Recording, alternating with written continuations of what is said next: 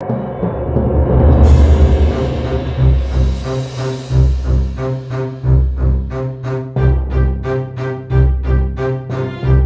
then you can just see the mortar round screaming in from the jungle. It looked like it hit right off his foot, but he just moved off to the side. So pulled the bolt back and let it fly. And then we lost Bill and Noah, who were in my vehicle. They died the night I got hurt.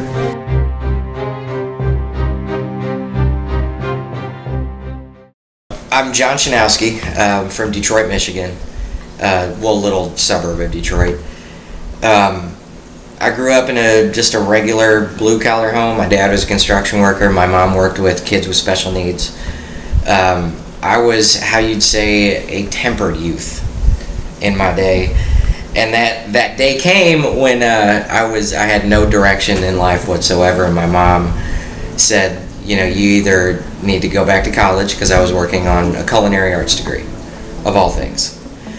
And I wasn't really into it. I didn't like the college experience, and I drank most of my tuition money away anyway. And she said, you either need to get out of the house or go back to school. So I joined the Army. And it scared her to death. I feel terrible about it now because, and then I lied to her about it.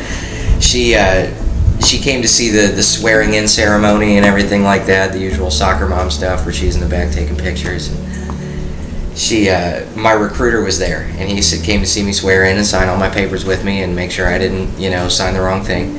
And he patted me on the back and said, "All right, Private, have fun at infantry school." And she looked at me and she's like, "You told me you were going to be a cook." I'm like, "Sorry, Mom." The funny thing about that, and I couldn't BS my way out of that one. That was the most awkward car ride home I've ever had in my life. She didn't talk to me for a couple of days after that, but she understood. She got over it, and she asked me why, of all the things, why would you join to be in the infantry? And she didn't entirely know what it was. She heard from her dad, who was a World War II vet, and my grandpa on my dad's side was a Korea vet, and they both would tell her what the infantry kind of was, but they wouldn't go into great detail with her, because not only am I an only son, I'm the last of my name. Okay. And it's a volunteer force now. There's no laws against that like there was in the draft days. So it's perfectly legit.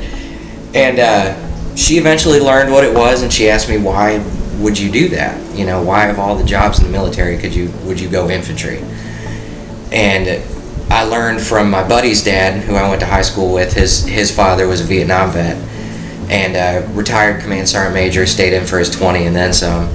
And I told him I joined the Army, and he said, "What do you want to do?" And I said, "I'm a blank slate. I have no idea what I want to do yet." And he told me there's over 211 jobs in the Army, but there's only one way to be a soldier.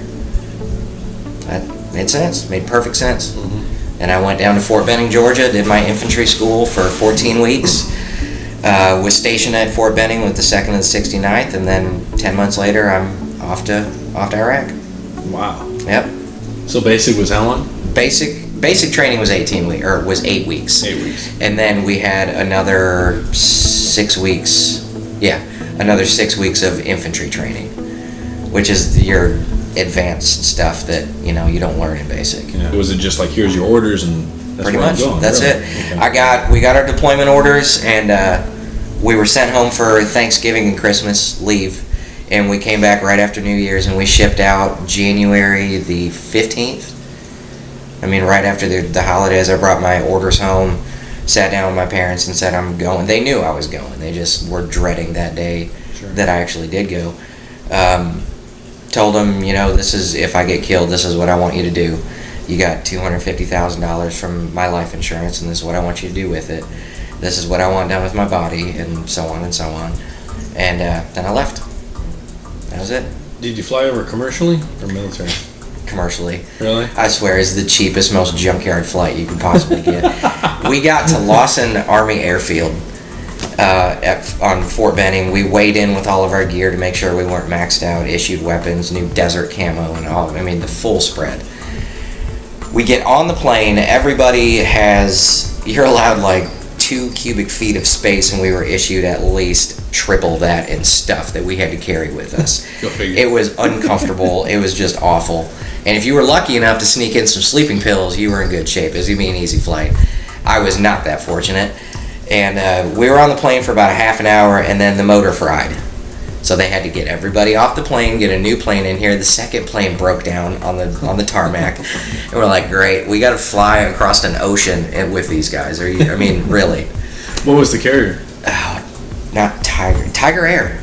Okay. Tiger Air. All right. And it was like, come on, seriously, we're America's best, and this is what we get.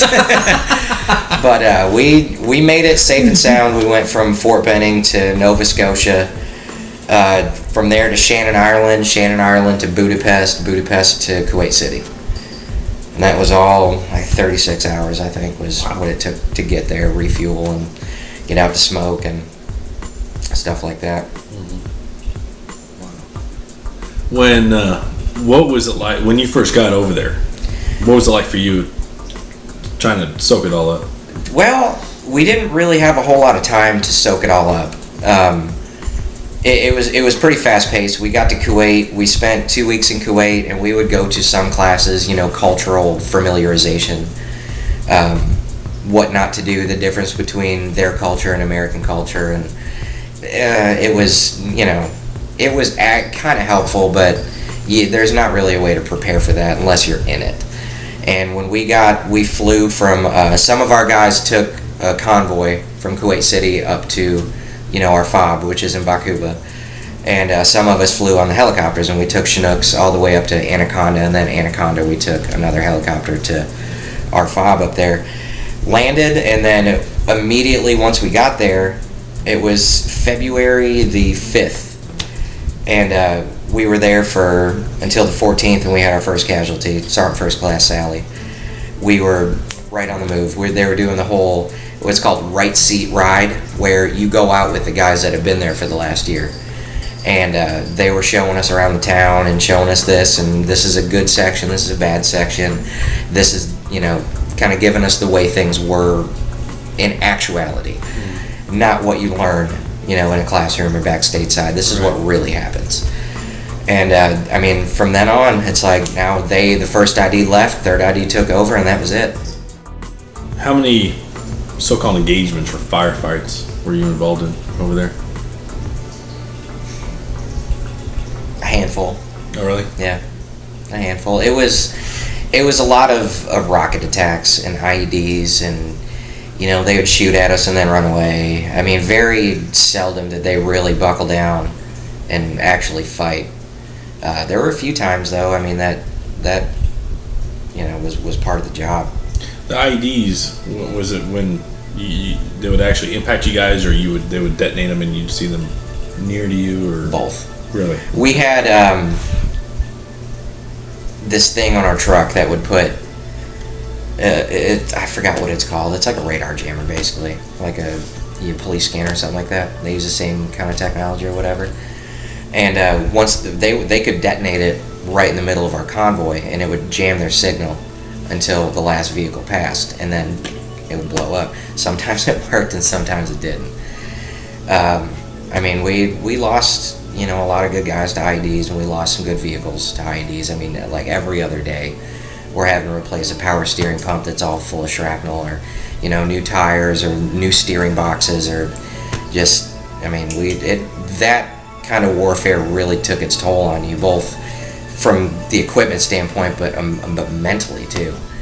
It's like when they would commit themselves to a real fight, that's what we were trained for, and that's what we knew. Go back to your basic training. Literally your basic training. And we all worked together, we all worked in harmony, everything, we all knew our jobs, and it was gravy. It was sneaky little IEDs here and there. Yeah. That was just... Or they would, knock out and a lot of it was ambush situations too. They would, disable one of our vehicles, maybe not kill anybody, and then they would, pour it on us and then run away. 15 minutes later, once we got out to return fire, they disappeared. And it was like that for most of my 6 months there. And from what I heard, because the night that I got injured was apparently a very, very big deal for my unit. Very decisive, both in terms of time and equipment, personnel, enemy intelligence, and the full spread. After I got injured and medevaced, then it became more traditional combat situations. A lot of stuff we did was search and destroy, raid type stuff, and they were really hard to predict. You guys ever do like the door knocker? Yep, Stuff? did that. That seems to be a pretty common thing for a lot of the Army guys to have gone through. Yep, that was an experience in and of itself. Everything happened so quick. I mean, split second, you knock a door in and you have to figure out who you can and can't shoot, and that puts a lot of pressure on you. It does, but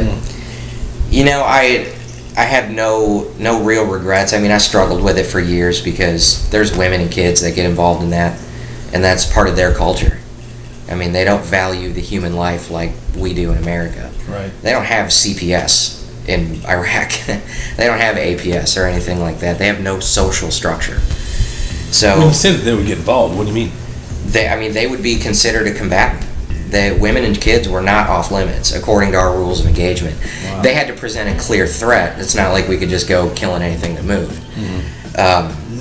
If they presented a clear threat, they were fair game. You had an obligation to your own safety, the overall mission, and the men around you. And that was really hard to have to pull a trigger on a kid, and have to do the same thing to a woman or an old man. But they get tied up in these situations, and that's, like I said, that's part of their culture. They were used as tools of war against us. Really? Absolutely. Absolutely. Can you give me some examples, vague examples, as far as how they would be? They have to wear the long dresses. Right. Was not uncommon to find them packing a bomb underneath there. Really? Same thing with kids. Pack a kid full of explosives and tell them to go walk towards the Americans. They have candy. Then they detonate it? That was war I fought. It really made me question a lot of things, but that's the way it was. That's what you had to do. Back to the door knock raids and stuff like that. When you said you got just minimal time, seconds, fractions of seconds to distinguish friend or foe or threat or whatever. What was it like the first few times for you? I didn't do a whole lot of that. I was a driver. I was a Humvee driver. I drove for my lieutenant. Very rarely would I get out of the vehicle and dismount and do dismounted type activities. But when I did, it was exhilarating. It's like getting hit in the spine with lightning. You don't know what's on the other side of that door. You have no idea. And you go in, and fortunately for me, I didn't have a bad experience kicking in a door or being there when they did.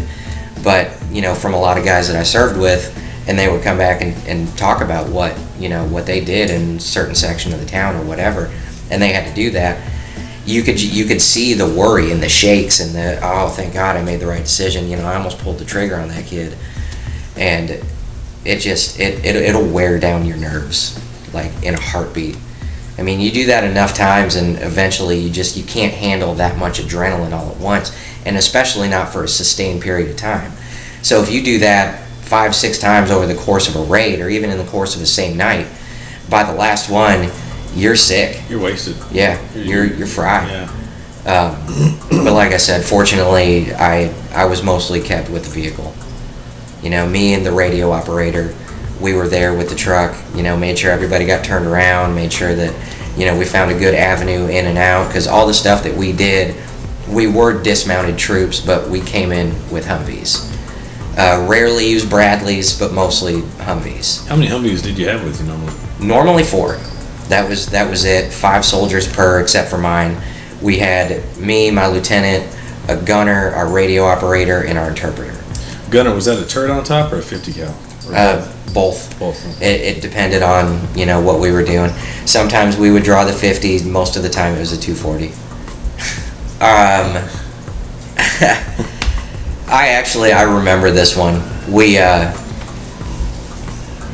came down to this intersection. It was just a regular little T intersection, and we were there to interview this family, or I forgot what we labeled it. It was like a presence patrol or something along those lines. It was at night, and we had our Humvees lined up on one side of the road, and we all got out on the right side. I was in the lead because I was with my lieutenant, and that night, one of my buddies got sick, and he couldn't be in the gunner's turret. So I moved from the driver's seat up to the gunner's hatch, and I'm behind the 240. It wasn't my usual thing, but I've been trained in it enough to know what I'm doing. And just out of nowhere, I mean, everything was fine, nice and quiet. Somebody killed the power to that part of the town. We all flipped our night visions on, and then you can just see the mortar rounds screaming in from the jungle. Because where I was, we weren't in the desert, we were in the jungle. Right. The Tigris-Euphrates Valley, the cradle of life, or the cradle of death if you've actually been there. And you could just see that whole just black wall of jungle that you can't see through, you can't penetrate, you can't do anything. I mean, they had us locked in that intersection. They were lighting into us. My platoon sergeant almost took a direct hit from a mortar. I don't know how he's so quick. He's like a cheetah. I mean, just watching him, because run across that intersection, and then one comes screaming in, and I swear, watching it looked like it hit right off his foot. But he just moved off to the side. I mean, wow. Like watching Emmitt Smith play football. I mean, he was just off like a gunshot, and then he, stuck up behind the side of the wall, and he turned out to be okay. And then, I'm looking around, and I'm looking for word, and my NCO who's standing there said, "You're behind the 240, give him hell." I'm like, I can't see anything. Like, just shoot in the jungle. You might hit something, you might not, but give it some covering fire. So, pull the bolt back and let it fly. And then they calmed down, and things were quiet again, and then same thing. Like every 15 minutes, it was a cycle. We were out there all night long, where they would just hit us with mortars and rockets and some some AK fire, and then they would dart off to another part of the jungle and just keep making this big circle around where we were, and we couldn't move. I mean, we were stuck there, and we were waiting for them to pop up and say, okay, we got to do it this time, and let's find them. And we would drive into the jungle a little bit and use some of our different technology that we had, and we would see where they used to be, but we couldn't see where they're coming from or where they're going to be next. And all night long, and we got helicopters involved, and finally we got air support. The Apaches came in, and they have that thermal deal going on where they can see through the jungle, and it was so cool. I mean, I hate saying it because I don't condone death or violence unless it's appropriate, and it sure was appropriate that night. They just hovered over the top of that jungle, and they tilted their noses down. I'm like, yes, finally. And the funny thing is, I wasn't thinking victory or we did it. I looked at my watch, I'm like, yes, the chow hall's still open. I was thinking about breakfast because I knew it was biscuits and gravy day, and it doesn't come around very often. Are you serious? I'm dead serious. That's great. That's what was going through my mind. And they lit up with their mini rockets and chain guns, and we went in and cleaned up the mess. A couple of stragglers that we had to take out, and then we mounted up, and another section came in and relieved us and did a full lockdown that part of the town and did a full search, door to door, house to house, everything, room to room, and came up with some good stuff. I mean, when you guys were cleaning up, how much? Kind of a weird question. How much cleanup was there? Not very much. Really? I don't remember how many enemy fighters we got that night. Yeah. Surprisingly, not a large force for being so good at what they did. Really? They were... Was it the Taliban? No, what's the other one? Al-Qaeda. Al-Qaeda, okay. We think. Yeah. I don't know. They were not Americans. That's what mattered. They were the bad guys. Yeah, they were the bad guys, exactly. Mm-hmm. So that's what that was my first real taste of it. I mean, we'd seen some things before, and little pot shots off the top of a bridge, or this and that. But that was my first real buckle down, and yeah, I get to be an infantryman tonight. And I kept thinking about the chow hall. Like, I'm starving. I am starving. That's great. How many friends did you lose over there? First to go was Sergeant Sally. He was killed on Valentine's Day. What's his first name? David. David Sally? David Sally. Sergeant First Class David Sally. Left behind a beautiful family. And then we lost Bill and Noah, who were in my vehicle. They died the night I got hurt. What are their full names? First Lieutenant Noah Harris, and then Corporal William Long. after I got hurt, we lost a guy from Charlie Company, 1st and the 15th. I met him a couple of times around base, but he wasn't part of my, my unit. And then when we had a lot of guys injured. One of them, Sergeant Taylor, he was in the vehicle with Sergeant Sally when they got hit. And he was in the gunner's turret, and they hit an IED, and there was an M4 on the floorboard of the Humvee, and it went right through both of his femurs and pinned him to the inside of the Humvee. And he was Medevac. He's doing good now. He's really? Yeah, he's doing awesome. Doing real good. Oh, after that, is he able to walk, or is he? Yeah. Oh, really? He's ambulatory now. Yeah. A lot of reconstructive surgery, a lot of rebuilding, but last I heard, he's doing great. And then just this past year, we lost Sergeant First Class Kenny Elwell. He was killed in Afghanistan. He moved on to a different unit, and he was killed. I don't remember where in Afghanistan, but this past year he passed on. Too damn many is a more accurate answer to that question. Yeah, no kidding. If he just recently passed away, he's kind of a young guy then still. No, he was, I guess he was in his mid-30s. Yeah. We made it up to E7. That's young to die. Yeah, it's true. I guess that's still part of me, 40 is an old man in the Army. How old are you now? 28. Yeah, you youngin'. Yeah. Believe that? So how long were you over there altogether? 6 months to the day. Really? Absolutely. And this is one of those things that at first it made me question my religion, and now I laugh about it because I guess I'm more secure about myself. A couple of days before I got hurt, I got my orders to go on my 2-week R&R. I was going home to Michigan or Australia. I hadn't made up my mind where I wanted to go for my 2 weeks off, but I wanted to get the hell out of Iraq. I got my orders to go, and they said you're flying out on the 21st and you're off duty starting on the 17th. You just get your stuff together, rest up, and get ready to go home. And the 17th came around, and we had this mission to go on that I had put a lot of time, a lot of effort into with all the men that I was with, and they pulled me off the mission template. And I bitched and complained, put me back on it. I don't care if I'm off duty for right now, you put me back on that mission. And they did, and that was the night I got hurt. Really? Yeah. I called, that day I called my parents and said I'll be home in about a week. It takes that long to get through customs and everything like that. It's right around 4 or 5 days travel time from Iraq to Detroit, Michigan. And they were all happy and all excited, and I told them I'll be back on the 21st, as that's when I'm flying out. And I made it home on the 21st. I was on a gurney, but I told them I'll make it back on the 21st, and that's what I did. I was in I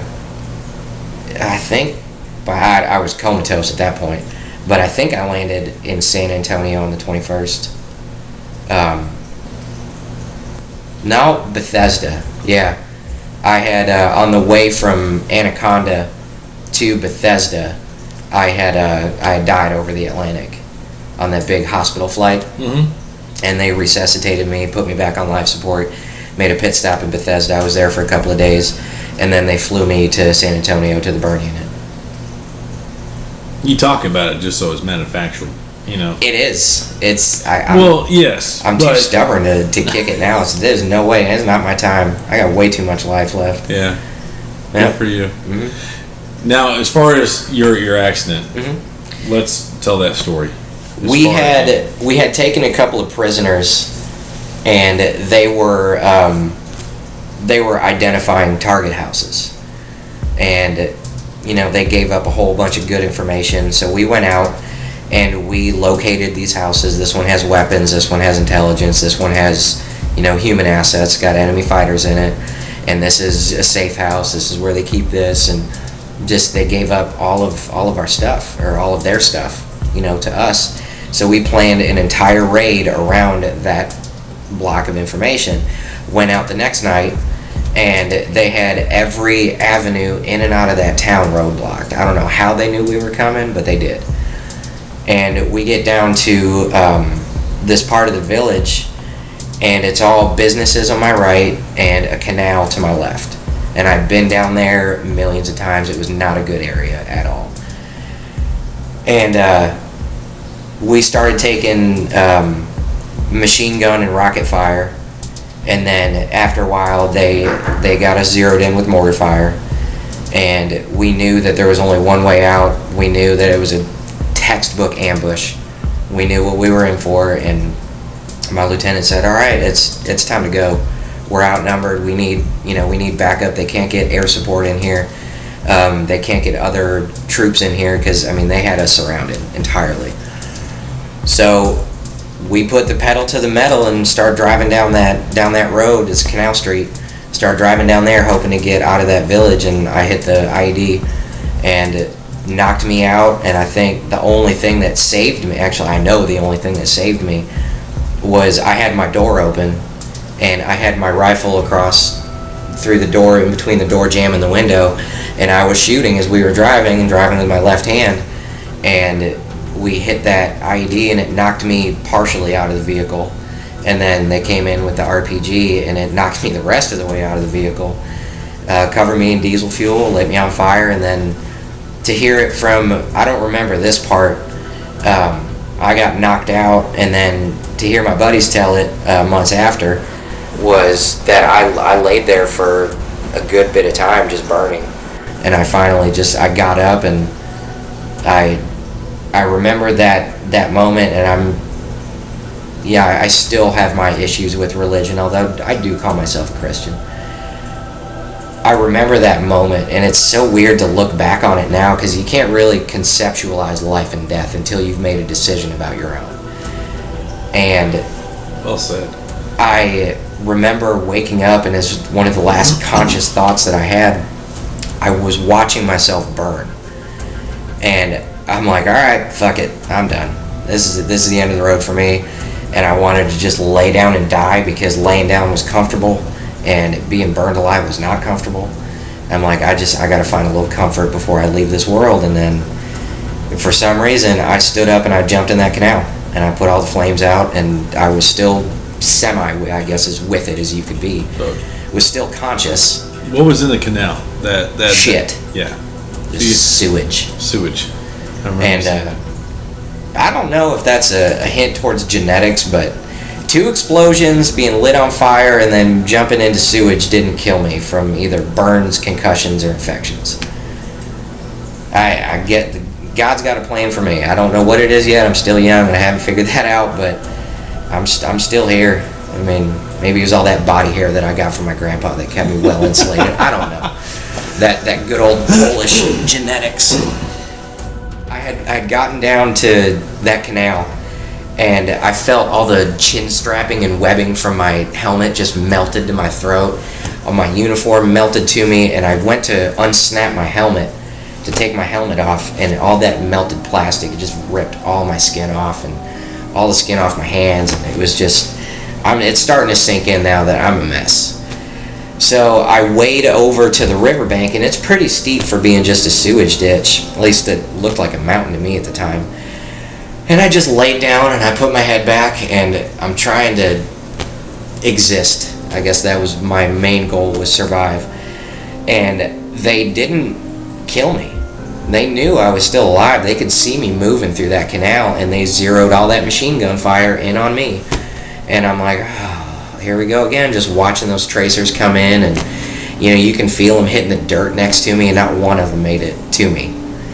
And then after that, I heard some shouting, and I crawled my way semi up to the top, and I saw what was left of my truck, and my 2 friends, Noah and Bill, were still inside. That's how they died. They were burned. They got trapped inside the vehicle. And then I could hear people yelling and screaming, and all that ammo that was in the back of my vehicle just started cooking off, and there's bullets flying everywhere and grenades blowing up and everything that we had inside our truck. And I can see my rifle was just a puddle of smoldering plastic on the concrete, and I just kind of rolled back over on my back and slid back down. I'm like, there's what's left up there for me, I'll just lay here until I get shot. It seemed like the right thing to do at the time. And then my buddy Rosado, which I'll never forget this man. He ran over to me under machine gun fire, and he should be awarded a higher medal than the Bronze Star for this one. Like to go on record saying that one. He came down and he grabbed me by what was left of my uniform, what didn't melt to my skin, and pulled me to the top of that riverbank. And it was from there, it was maybe 15 yards from the top of that bank to the rest of the vehicles, the rest of the convoy. And all of a sudden, the battle just picked up again, because now there's 2 soldiers out in the open. And it just, this moment of clarity came to me, and he's sweating bullets, but he was very calm. He's like, we're going to get you out of here. Of course, he said it with a very thick Puerto Rican accent that I can't do without sounding racist, so... He born and raised in Puerto Rico. He served a good time with the Puerto Rican police and then came to America, joined the American Army, and had a very successful career in the military. And he's dragging me back, and I reach up and I grab his arm, and he's like, what? I'm like, dude, you got to do me a favor. It's going to get weird. And he's like, what the fuck are you talking about? I'm like, you need to go down there and see if I got all my pieces. And he's like, you out of your fucking mind? I'm like, nope. Yeah, you got to see if my dick is still there. I mean, let's just be honest about this right now. And he did it. He went down there, and he's like, all right. And I'm just laying there, and all these rounds are coming in on us, and he was looking around, and he's poking around in there, and he's lifting up my shaft, and he buttons me back up. He's like, you got everything you came in this world with. I'm like, all right, get me out of here, buddy. And he carried me back to the medics, and I will always have the most respect for the combat medic. They really are the angels of the battlefield. You could not see the fear in their face. You could see it in everybody else's face. When they brought me over to the curb and the medic started working on me, all my buddies looked at me and you could just see that dread. But those medics were just glassy-eyed, no emotion, do their business, and they did it well because I'm still here. And they put me in the back of a Humvee to keep me safe, and they were out fighting, and I wanted to get back out and fight so bad. I opened up the back door to the Humvee, and I started to step out, and I'm all shaky, and I'm still all jacked up on adrenaline, and I start arguing with the medic, and they eventually get me back into the truck, and they called in for a Medevac, and our helicopter got shot up. My Medevac just got lit up. And so it had to turn back and go back to base, and I ended up getting medevaced in the back of a tank, because that's the only way to get me out. And Bradley tank, right? Mm-hmm, yeah. Back with Bradley. And then from there, they exfilled me back to the FOB. I'll never forget Sergeant Bennett, a really good friend of mine. He was the Bradley driver that night, and I can still hear his voice, just so calm. All right, this is our route from the battlefield back to base. Never once hinted that, I'm probably going to kick the bucket any second back here. Just very, very professional. Drove it, hauled ass back to base, got me there, and they put me on a Black Hawk and loaded me up and shipped me off to Anaconda. And when we were in the helicopter, the flight medic was doing a decent job of keeping me awake, and I was starting to, there comes that point where you're just ready to die. There's no getting around it. Your body's had enough, and you're ready to shut down. And I think I reached that point, but that flight medic just kept me talking.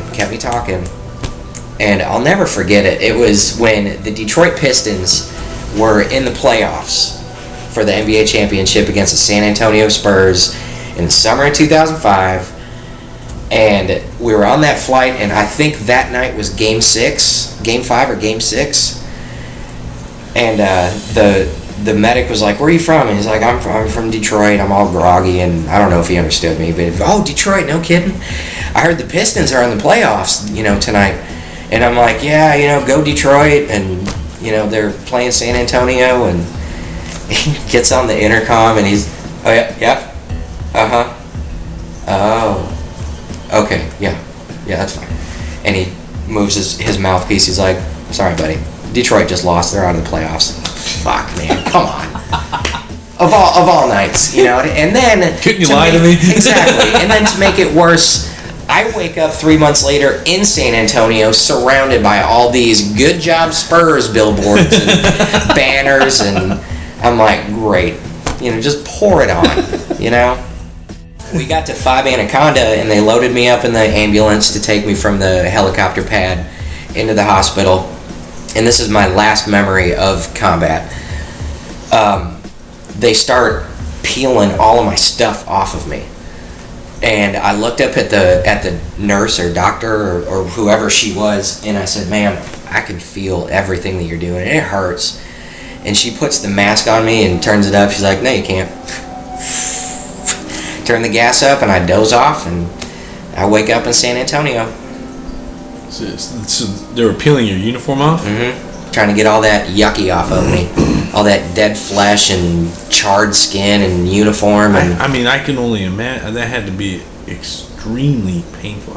it will test the human emotional system. It will. I remember being in so much pain that it's like driving 100 miles an hour with your emergency brake on.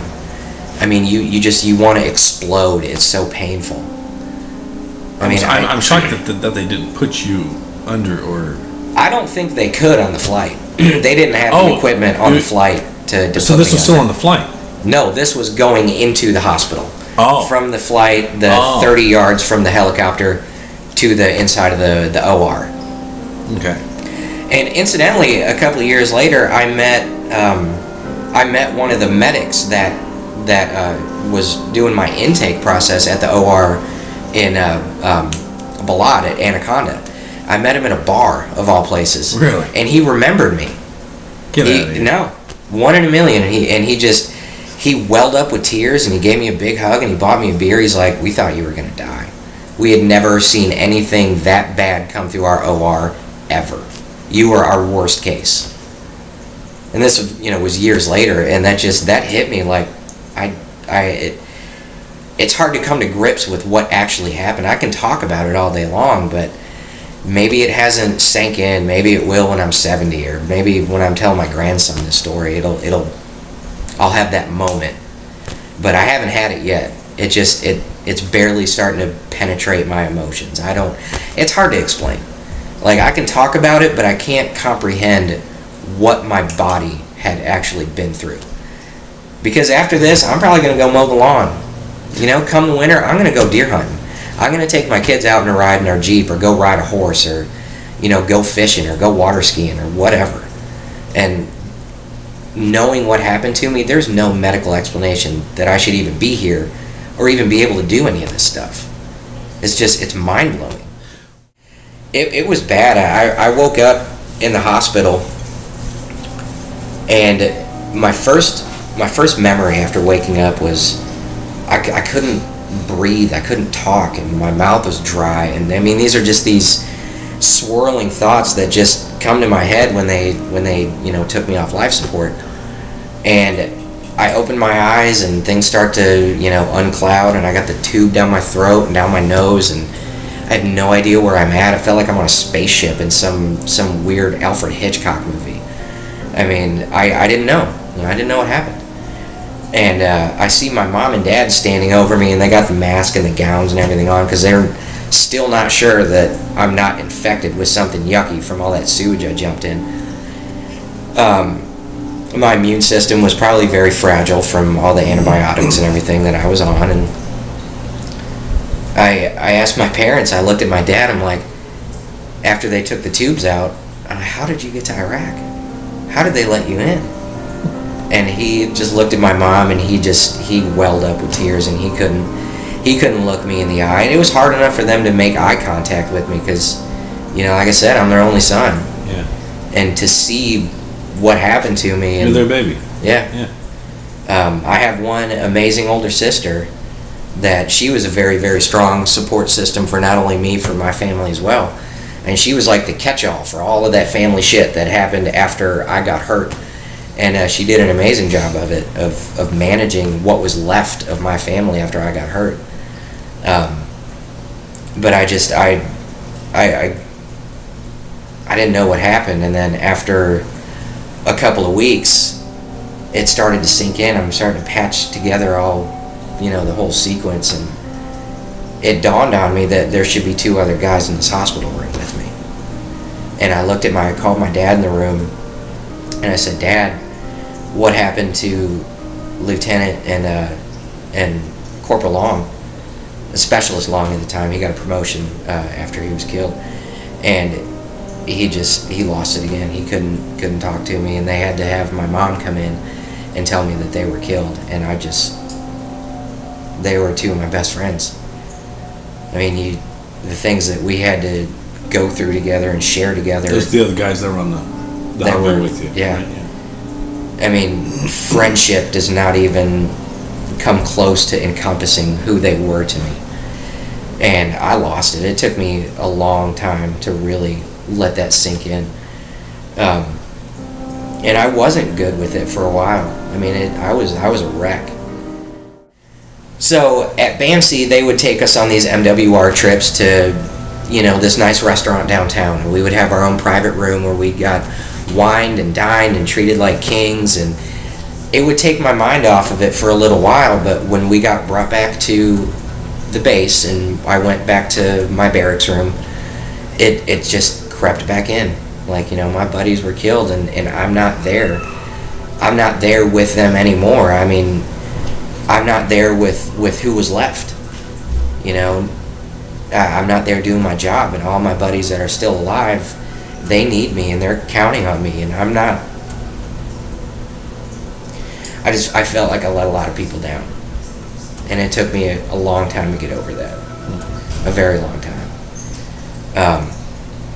And what got me over it was I met Lieutenant Harris's mother, and oh God, I was just stressed. I mean, I had the shits for days because I knew she was coming and she wanted to meet me. And I was taking way too many painkillers and I was all doped out. I'm trying to calm myself down. And my mom had to fly somewhere. She flew home back to Michigan to deal with some of their affairs up there. It was me and my dad. And he was all nerve-wracked because he didn't know how to deal with me. I had never had to answer to anybody like I had to answer to Lucy Harris. And knowing that I was the last one on earth to see her son alive. And we met, of all places, we met at Applebee's. And I sit down and I was met with my company commander's wife, Brigitte Toon. She kind of served as a mediator. I didn't know it at the time, but she was the middleman.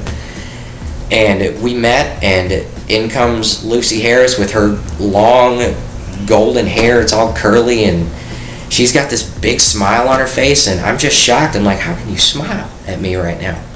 I didn't know how to take it, and she put her arms around me, and I cried like I have not cried my whole life. And after a while, we sat down and started talking about, the lieutenant and who he was, and who I knew him as, and who she knew him as, and who she raised him as, and the kind of man that he was. And after about 2 hours of sitting at Applebee's, listening to cheesy 80s music and eating French fries, she was the most comforting human being ever. That was the best form of therapy that I could ever receive. She was so comforting. I left there entirely different. I still had one more parent that I had to answer to, and I still haven't gotten the courage to call him or meet him yet. Talk to him on Facebook every now and then, but me and Bill were very close.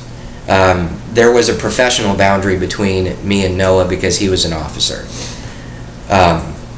But him and I were still very close, and me and the Harrises, we talk, every now and then. We'll talk on the phone. We visited them last 2 summers ago in Ellijay, Georgia, and I got to see the room where Noah grew up in, and his old high school, and the town he lived in. It just, she's an angel, absolute angel.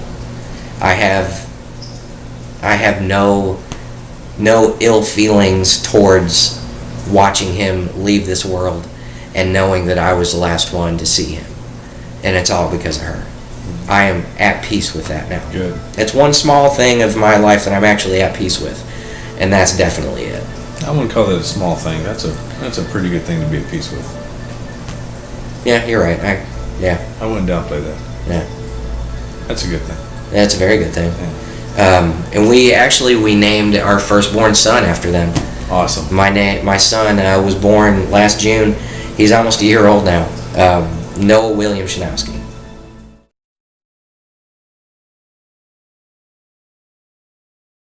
Your buddies that were on the Humvee with you, Mm-hmm. you know, that are no longer with us. What were they like? Give me some examples of some of the. Tell me some stories about them that you guys.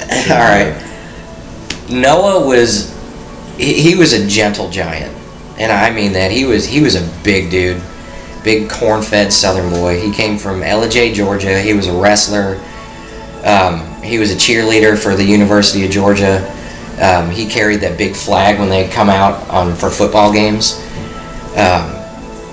He was real. He was a really dry kind of guy. I mean, you couldn't tell that he was kidding a lot of times. So you had to like look at him a little. You really had to figure him out. But after being with our platoon for a while, he fell into this groove where he was very professional. I mean, from formation to formation, business hours, he was your lieutenant, and you stood at attention and you called him sir. But after work time was over, he was very approachable. He was one of the guys. I mean, I think that's why we liked his leadership style so much, is because he was just so cool. And he really was. He was easy to get along with. He was a very religious guy. He had a very, very no-nonsense approach to his leadership. I mean, what he said goes, and that was that. And one time we were, it was the first couple of days that we were there, and we were doing a debriefing with the 1st Infantry Division, who was in control at that time. And we come in, and we're in this briefing, and they were talking about the lights. And it's pretty common that when they flick the lights out, it's oh shit, you know, it's going down. And so Lieutenant Harris was like, so when we come up to a town, can we just shoot the lights out? He's like, well, you could just ask them to turn it off. he was very, very goal driven, very, very goal driven. Like, this is what we're gonna do, and that's it. Inside the vehicle, he was a completely different guy. I mean, we turned the radio on and in the Humvee while we're on patrol, and he was always okay with that. And he was very motivational. You know, he would lead us in prayer before we would go out on a mission, and it wasn't one of those quiet, somber prayers that, you know, you're accustomed to in the States. It was one of those prayers that it made you feel like you were in King David's army.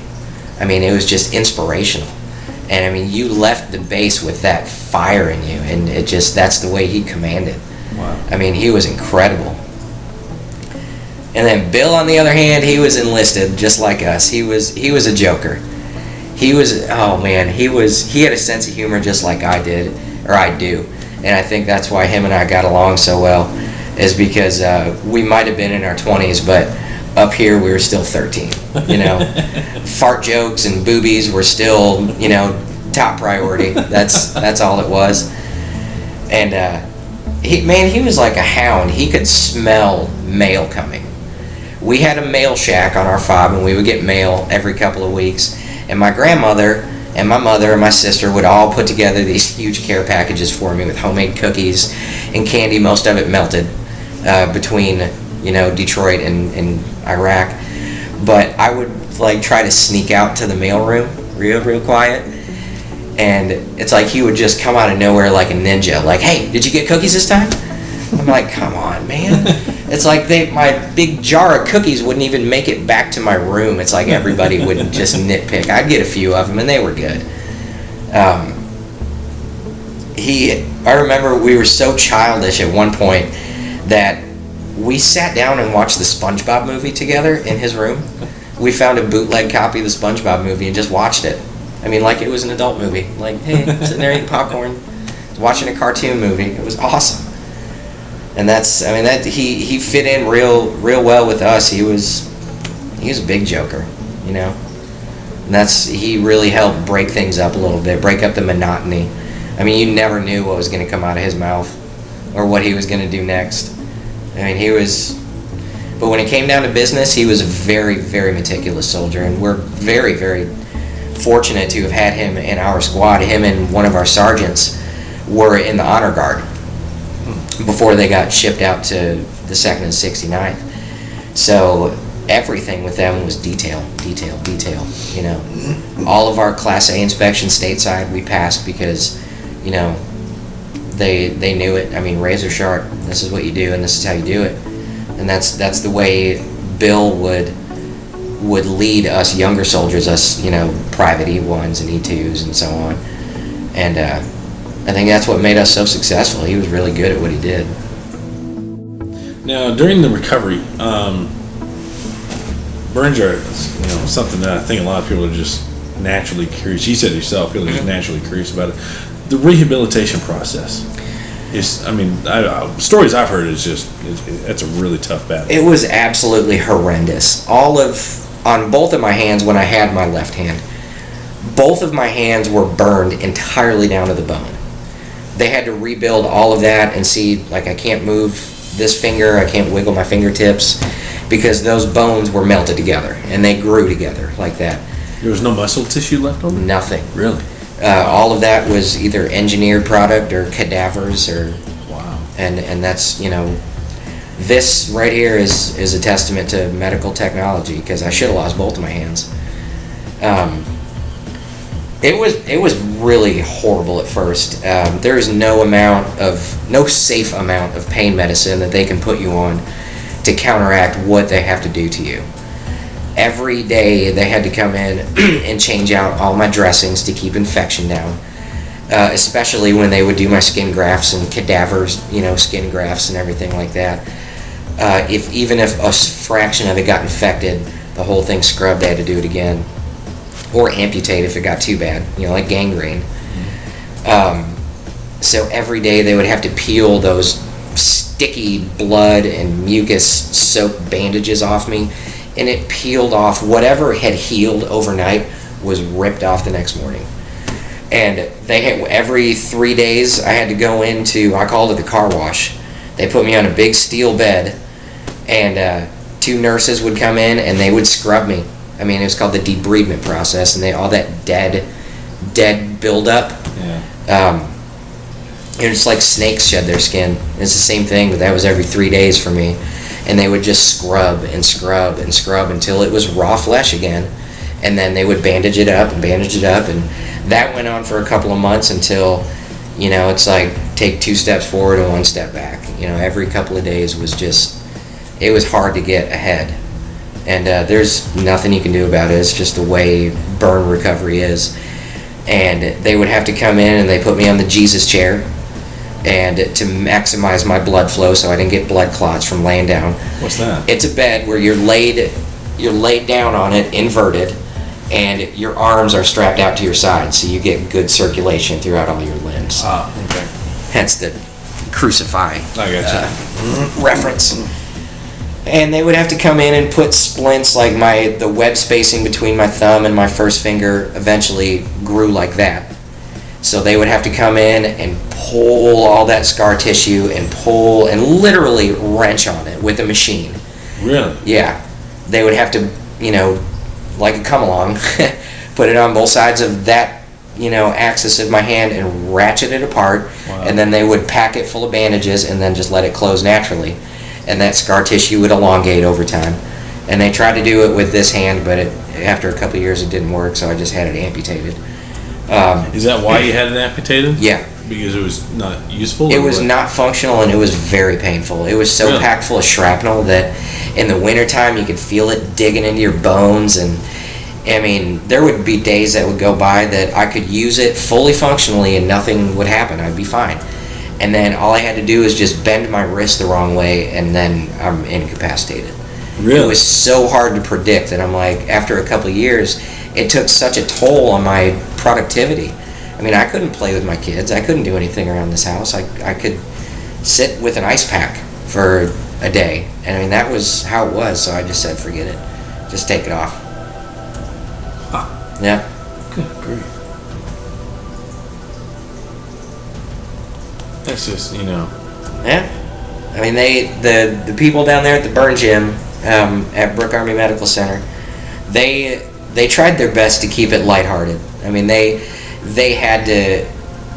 They are either the kindest people on earth or the most morbid people on earth. I don't know what side of the spectrum they're on. Probably both. I don't know. But they never let on that you were pretty much a cripple. I mean, they were working for nothing. And it was up to them and you to go through the therapy and go through the exercises and everything to regain what had been lost. And you're at that point where you're just ready to quit. Sure. And they got to keep lighting that fire under you. And I mean, just little stuff like turning pegs on a pegboard to improve your motor skills. And the most frustrating thing in the world was trying to pick up little plastic beads with a spoon and move them to another bucket. And you have no control over your fingertips, and I can't feel anything that was burned. I have no feeling whatsoever. Really? Yep. Wow. None. Like, I cannot feel that. Really? Yep. I know it happened, but Yeah. I can't feel anything.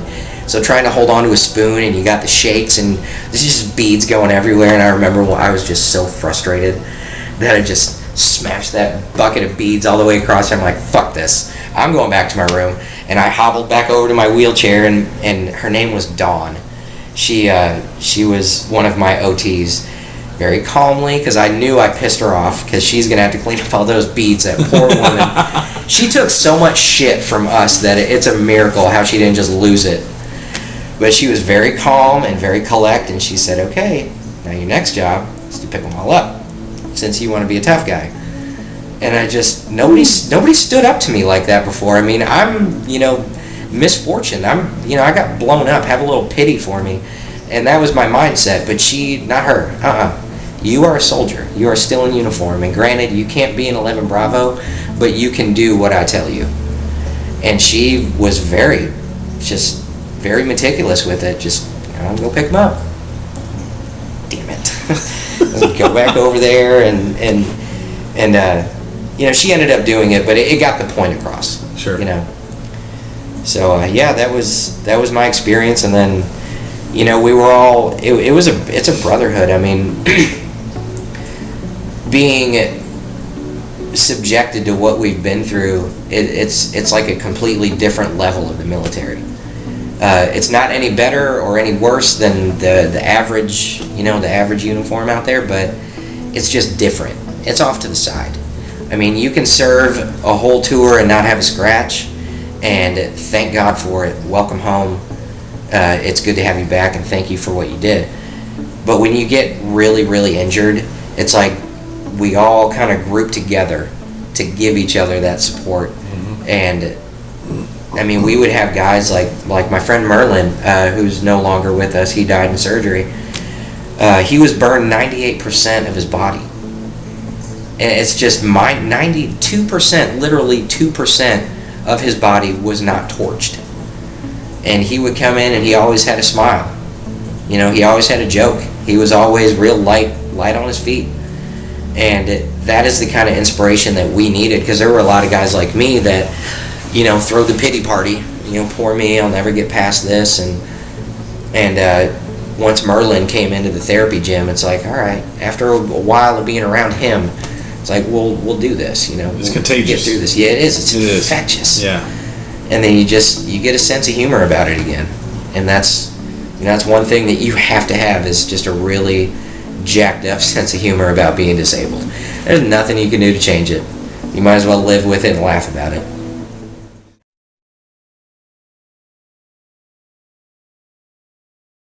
My wife, we were smokers, and you're not allowed to smoke inside a government building. So there's a little designated smoking section down there where people just go and hang out and smoke and shoot the breeze or whatever. And it's a big concrete open breeze hallway that goes down to the stairs that go down. My barracks was on the second floor, and my cousin Shelby had bought me these giant oversized fluffy slippers for Christmas when I went home on Christmas leave. And it was like walking on clouds. It's like you had a gang of puppies surrounding your feet. They were the best slippers I've ever had. And I'm just shuffling my way down the hallway, and Tanis, who was standing at the bottom, just sharp as a tack. Just looked up at me and she's like, "Would you quit dragging your feet? That is annoying." I had never met her or had a conversation with her or nothing. A complete stranger. And I'm like, "What? I couldn't hear you. I was dragging my feet." I gave it right back to her. And then we met, had a smoke, and then we went out and had a drink, and then we went out and had dinner, and then the rest of it is 3 kids and a home north of Dallas, Texas later. That's but how also it unfolded. because of what her illness that she got, and with your injuries, the doctor said both of you guys, there's no way you guys would ever have kids. Right? Absolutely no way in hell that her and I could have kids. And you got 3. 3 of them. 3 of them. Yep. And there's no way I can deny them either, because they're pasty white, blonde hair, and blue eyed, just like me. It's been a ride. I mean, this all happened within 7 years. Got hurt, recovered, met my wife, got married, had 3 kids. Now both of us are in college. I'm fixing to graduate with my bachelor's in December and then carry on to my master's. She's a year behind me. She'll graduate with her bachelor's when I graduate with my master's.